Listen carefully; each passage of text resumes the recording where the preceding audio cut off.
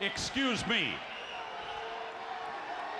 What in the world are you thinking?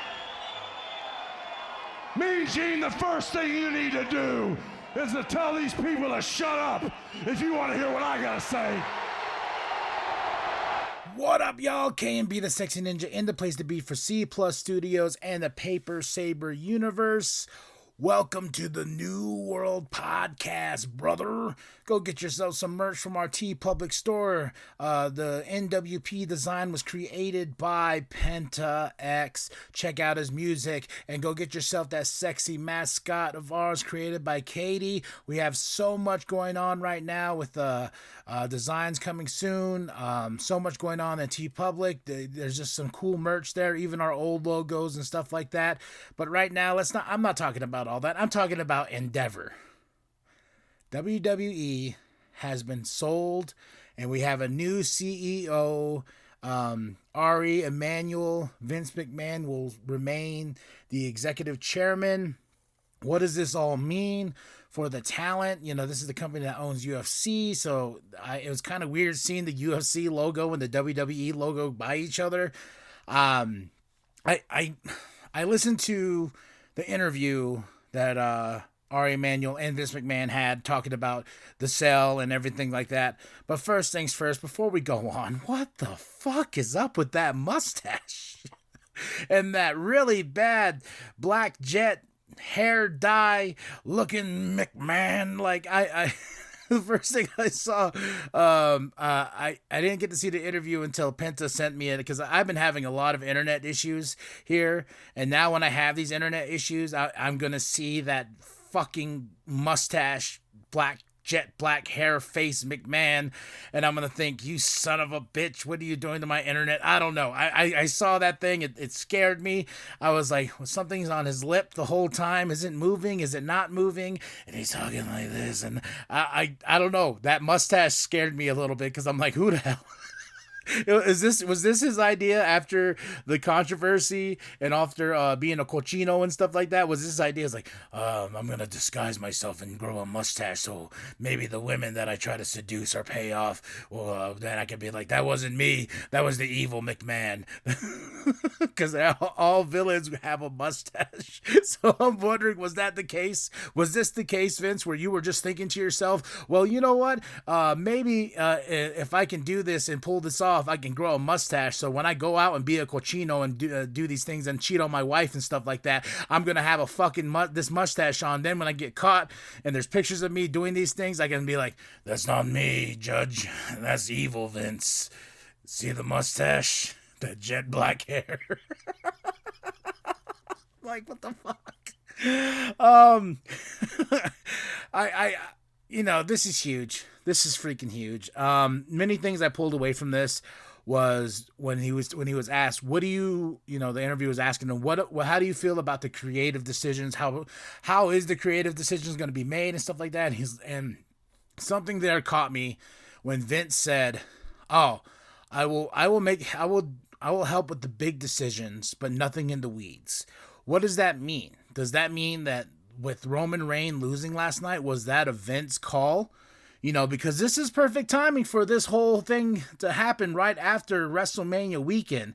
This all dropped the day after. You know, what perfect timing? Maybe. You know, money in pocket, you know, the money exchanged. And they're creating this new company, you know, and stuff like that for WWE. What happens to the talent? What happens to the roster? And when he said, I will make the decisions on the big decisions for WWE, but not the stuff in the weeds. So I'm taking anything main event wise, who's going to be the face of the company, whatever, you know, that's going to be a Vince McMahon decision. And that fucking tears me apart, because I'm just like, dude, you know, I will say this. I was talking to somebody. I got so depressed after WrestleMania Night 2. You could go check out my review. You could hear me. I do a reaction right after the show, and Night 1 felt like a Triple H booking. You know, everything was clicking. You felt the emotions and the stories. Everything was going smooth and correctly. Night 2 felt like a Vince McMahon booking show. things going wrong, matches going shorter than they should have. Everything was just, even with, I know he doesn't have any say in when someone gets busted open in the match, but, the vibes really felt off on night 2. And it came down to this when I was thinking about it, and then when I saw the sale to Endeavor and everything like that, I was like, then we got a new CEO. What happens to that con? Well, there's so many factors in what's going to happen on Monday Night Raw. Will we see Vince on, television tonight? Will he address the audience about this sale? Will Triple H say anything? What does Triple H have to say of any of this? Especially when it comes to the big decisions and booking. Are we gonna go back to NXT 2.0 and then they're gonna be like, no, this is 3.0 now? It's it's one of those scary things, man. Like, he says, no, I will not be really in the creative process, blah, blah. Bull fucking shit, Vince. There's no way you're willing to let that go. Anything and everything we've heard about this man, I'm listening currently to, No was a 4-letter word by Chris Jericho, an audiobook, a motivational thing, and just listening to the way Chris talks about Vince McMahon and how this dude, like, you don't want to talk to him when he hasn't eaten anything, because he has a certain time of when he has to eat. He's such a busy man. He's very in control of his diet. He's very in control of this and that. There's certain sayings. He has this ego about him and this and that. The more I hear about Vince McMahon, the more I'm just like, yeah, this guy's a little bit psychotic, isn't he, man? He's a narcissist in many ways. His own daughter's not even part of the company anymore. But this is huge. What is this Ari Emanuel? What's his vision if he's the CEO? They had a little tidbit there where, like, well, if Vince McMahon and Ari didn't agree, what's gonna happen? And we're gonna have a wrestling match. I'll body slam him. Let me count my money. No, and Ari's like, no, we're gonna do what we've always done. We've always been in business for 20 some odd years. Blah blah blah blah blah blah blah. All this, smooth talk and whatnot. It is just one of those things. I was just kind of just watching these two and just interacting with each other, and I don't know, that mustache, I kept on going back to that mustache. I tried not to. Pinta said he was listening to it, he had it on the phone. That's what I tried to do, but my eyes kept on reverting back to that mustache. I was like a cat when you do the laser pointing thing with the cat, and they're all like, ooh, that's Vince's mustache right now. But no more mustache talk. I'm sorry. My thoughts on this is huge. Where's the company gonna go? What's going to happen with the talent? I really heard that UFC doesn't pay their fighters really well.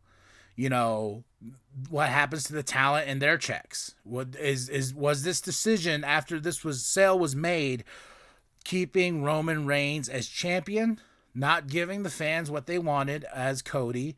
And I'm already seeing people being like, people I follow on Facebook and Twitter and stuff like that, if Cody, everybody that's bitching about Cody not winning the WWE Universal Undisputed Championship, are the same people that hated on Cody, blah, blah. But yes, because Cody, I was one of those guys where when he left, I was like, fuck, that's crazy. But he had to go make himself. He went off and he helped build the company over there that's striving and surviving, and they're putting out great content and stuff like that. I wasn't the biggest fan of AEW until I actually started to pay attention and watch the show and enjoy the show, and understand that AEW is indie wrestling with pro money, and I'm okay with that. I'm having a damn good time with AEW, but with this whole corporate America and sales and whatnot, with them selling this, I don't want to see a crossover between UFC and WWE. You know what's going to happen. They're going to be like, hey, let's get what's the douchebag that Conor McGregor, is that the guy? I don't want to see him on a WWE program. I don't want to see Dana White on the WWE programming. I don't want to go see Ricochet for some reason show up in the UFC and start a fight with somebody. It's just so weird and just strange just seeing those two logos by each other. I nothing wrong to the UFC fighters. I appreciate their talent. I appreciate the athleticism. I appreciate the brutality of how they can just fucking go, but sometimes when they make the transition over, it's different. Look at Shayna, look at Ronda, look at Brock Lesnar. Brock left the wrestling world and conquered the UFC world, and he came back. That's awesome. But now that we actually have the UFC sort of toes in the mix, I'm not looking forward to seeing the two things kind of merge. What happens with Peacock? Are we going to get our own app where he's going to be like, here you go, you subscribe and you get all the UFC stuff, you get all the WWE stuff all in one area? What's going to happen to US Network? Ari says Raw is the biggest television out there next to Fox owning SmackDown. You know, what's going to happen with that? It's so many things. And the one biggest thing that I'm really afraid of is like, will the stories suffer because of this adventure? Will you know, what's going to happen to certain talent? Are we going to start getting cuts again? You know, and the one thing the interviewer asked when he's like, hey, with the controversy that you had when everything came to light about that, would we still be sitting here today? And McMahon nonchalantly is like, yep, yeah, we would. We would, you know, this was going to happen. This is the best day of my life. And I'm like, yeah, best day of your life, the best day for your wallet, you know? And it's one of those things, like, I love the WWE so much. And I was, like I said, I was depressed after night 2 because I was so excited to see Cody Rhodes take the championship. And yes, you can bitch. I see people out there fucking getting upset. Me, and you know, Cody wasn't the right one. Fuck you. Fuck your couch, man. And also to the other people on the other side saying, like, go fuck the bloodline and blah blah. Yeah, it's like, no. The Bloodline storyline was one of the best things going on, so we can't automatically be like, oh, fuck that. We all threw up the ones. We all acknowledged the tribal chief, everybody. We all did. So on both sides of those accounts, I'm all for the Bloodline, but I wasn't for this decision. You know, it's not, I tell people when I get passionate and argue about this, I'm like, I have spent, you know, the better part of over 150 some odd episodes covering this stuff, covering the McMahon leaving WWE. And that was another thing when he says, yeah, I couldn't let Vince go. Yes, you could. We could put Triple H in that spot. Put Triple H as the executive chairman. He goes, I ain't gonna let him go. Why? Like, it's just, there's so many ways we can go about this. You could have gave the company over to Shane. I know Shane really doesn't want to do anything, and after his blowout of whatever, I hope he's okay from WrestleMania. I don't know. It was just one of those things where Ari was just like, I ain't gonna let him go. You know, I had to tell him. And then they asked Vince, you know, where are you gonna go? Was there a lot of convincing? Fuck no, there wasn't a lot of convincing. He wants to remain in power. He wants to be the guy. He wants to be the man in charge because he built WWE. There's no way a man like Vince McMahon is going to give away something. That's why with all the controversy and everything like that from what he did, he went away for a bit, but he still had the balls to show up on TV like the next night when the news broke loose about all of this. He is that full of himself to where he showed up on TV, didn't say anything about the controversy, and left. He wanted to show you, I'm Vincent Kennedy fucking McMahon, and with this going on, don't worry about it. Me walking away from the company for a bit, don't worry about it. You want to know why? Because the plan is me get back in charge and me being some form of boss in the process. Now we have these two, Ari Emanuel and Vince McMahon, where we're going to see this company. Is Triple H going to remain in the spot? You know, that's why I keep wondering about night 2, because night 2 felt so off. It felt like a Vince McMahon booking. I know I already said that before in the starting of this podcast, but it just really felt off. And I'm wondering, like, did the process of Vince kind of stepping in, like, hey, Hunter, we should do this, we should do that, and Hunter's like, hey, man, you know, that's the thing is, like, we had such a great year from WrestleMania 2022 all the way to WrestleMania 2023. Was there some downs? Yeah, but there was a hell of a lot of ups. We got Sami Zayn, we got the Bloodline, we had some great matches with Roman, we had some great stuff with Logan Paul, we had some great stuff all around the board, and the company felt different. So after tonight's going to be a showcase of, like, is Vince really just back there picking up where he left off as a puppet master? You know, what's going to happen with this talent, because this is a whole different generation of talent these days. They didn't grow up in that old school system of professional wrestling, and it's fine. You know, I understand being humble. I understand being respectful in this business. But a lot of these talents today did not grow up like that. I know Shawn is trying his best. Triple H is trying his best with this new talent. But this is a whole new wave of thinking. This new generation itself, and people like, oh, the cancel culture. There's certain people that need to be canceled out there because they need to be canceled. So when Vince got in this whole thing, with payoffs and stuff like that, I was like, oh, you know what, Vince, you had your time. Much love, much respect in the aspects of like you created something so huge. You were an innovator, a revolutionary in that sense of pay-per-views and bringing, taking on these the territories back in the day after you took over the company from your father. I get, I check all the boxes of what this man has done. But once it was time for him to kind of just go off on the dust, go off on the ride the horse out, I was fine with it. And what he did was pretty shitty, but that's a lot of company businessmen in this company. Like I said, the more I read into him, the more I hear stories and whatnot, it's just one of those things like I would not want to meet Vince McMahon. But he also has that hold over people, especially, remember when he came out, if you remember that when he came out, when everyone's like, oh my God, we're tuning in because we want to hear what Vince McMahon's going to say. People were out there in the crowd still praising him and stuff like that. Like, and he did his strut, did his walk, and he's like, yeah, that's right. You're in my pocket. Now I got more money in my pocket with this whole Endeavor thing. I'm just trying to figure out what's going to happen with the talent, where we're going to go. Is Raw going to stay on the U.S. Network? I think it should. I think the U.S. Network has been part of Raw for so long. Is Fox going to remain with SmackDown? I feel like they should because it's one of the biggest draws for the night. And they've been having the ratings for both shows have been through the roof, bigger than expected. They had one of the biggest WrestleMania weekends in a long time.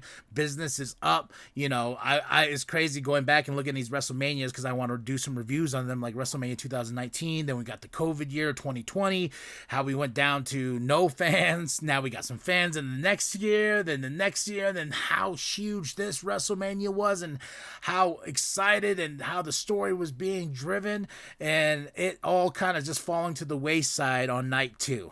So that's nothing on the talent. The talent is what does John say?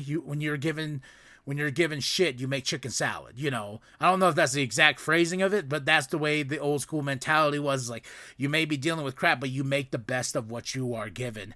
And we shall see is where are we going to build to for Backlash?